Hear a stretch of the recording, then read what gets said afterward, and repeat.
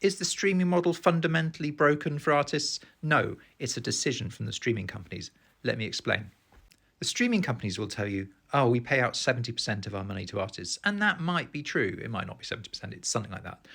That might be true. And they'll say, oh, we're supporting artists. So how come at the same time smaller artists aren't getting any money and Spotify aren't paying smaller artists at all? Now, it's because of the way they work out the payments. They take everyone's money, they put it in a big pool, and then they work out everyone's plays, all of their users together.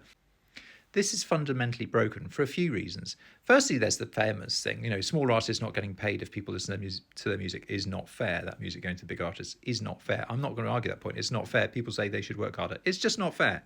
If I spend all of my time on Spotify listening to small artists, they should be paid.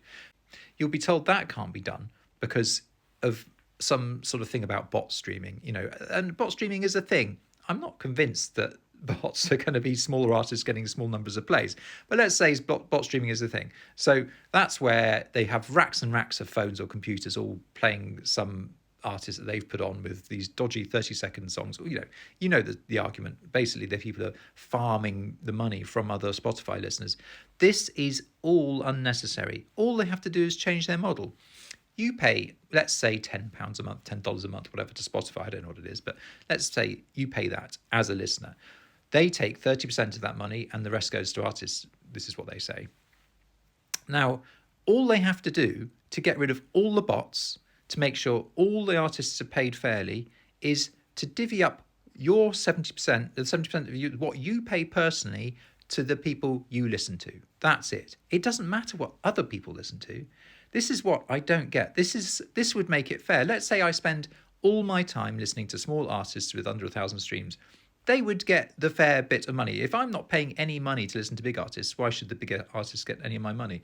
Equally, it would get rid of all bots, because if you set up an account just to stream whoever, some bot streams, you'd be just getting some of your money because you would depend on other people listening to that music to make a profit.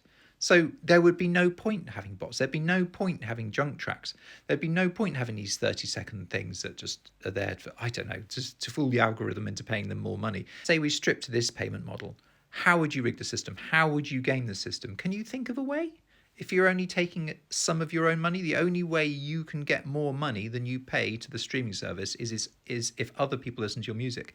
And if other people listen to your music, to be honest, I don't care what you're putting on there. It could be what people call junk tracks, but if people are listening to it and if people are paying to listen to it, you deserve a bit of their money. So that would solve all the problems that I could see with the streaming model. It would be fair. They wouldn't have to restrict anyone's payments. They wouldn't have to give your money to somebody else. They wouldn't have to argue that they have to do this for the good of music. It would be paying the musicians that get listened to. So, prove me wrong. What's the problem with that?